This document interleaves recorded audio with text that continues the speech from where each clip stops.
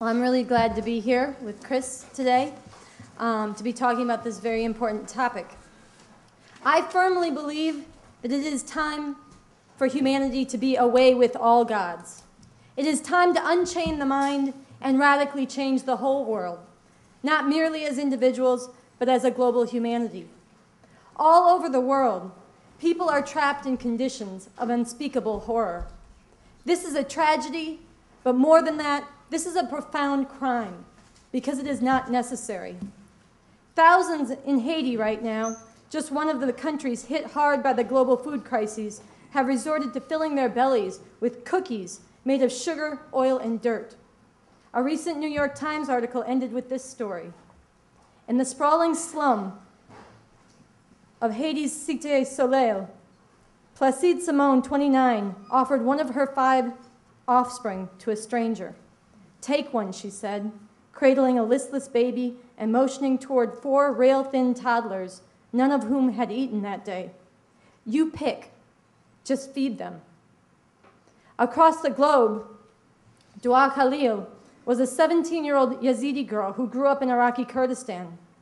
When her father discovered that she had fallen in love with a Muslim boy, she was scared, but he reassured her, so she returned home. In fact, her stoning had already been planned. Thousands of men, even young boys, gathered as she was beaten, kicked, and stomped. 3 times she reached out, tried to get up, begged for mercy, and when finally a concrete cinder block broke open her skull and her blood was pooling into the desert sand, a cheer went up in the crowd. All of this captured on cell phone cameras and posted on YouTube. But this is not all. After all this, all the women and the girls in the whole village who had been hiding in their homes were made to come out and stand and watch as Dua Khalil's broken and bloodied teenage body was dragged through the streets. These 2 women were not subjected to these horrors because they sinned, but sin and religion have everything to do with how millions understand their desperate conditions and is a big part of what drives people to do unspeakable things to each other. All over the planet today, there's a growth in religion. This is related to what could be termed a crisis of meaning. Insecurity is rising at the fast pace of global change, at the fast pace of change in a global economy that leaves no one sheltered from its violent shocks. Millions upon millions in the Third World have been uprooted from the traditional ways of village life and hurled into massive shanty towns and across borders in a desperate search for survival. People are feeling unmoored. Their cultures are being torn up. There seems to be no answers.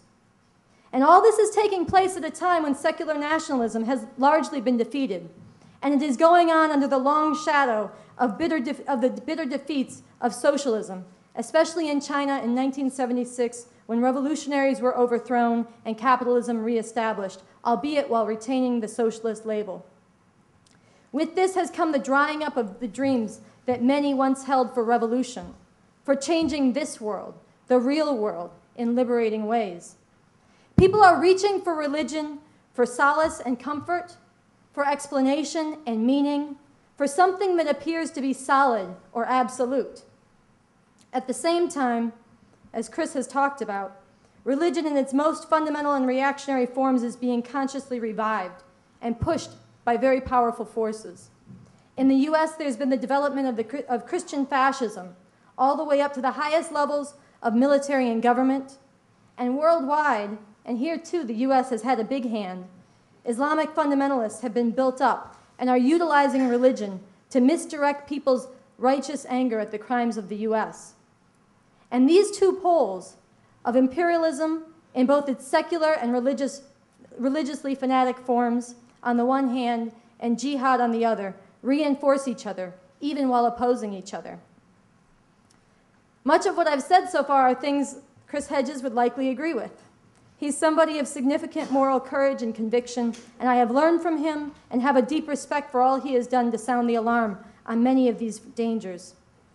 At the same time, there are serious shortcomings in his approach and worldview, problems which ultimately stand in the way of humanity getting out of this madness, and which are concentrated in his new book, I Don't Believe in Atheists.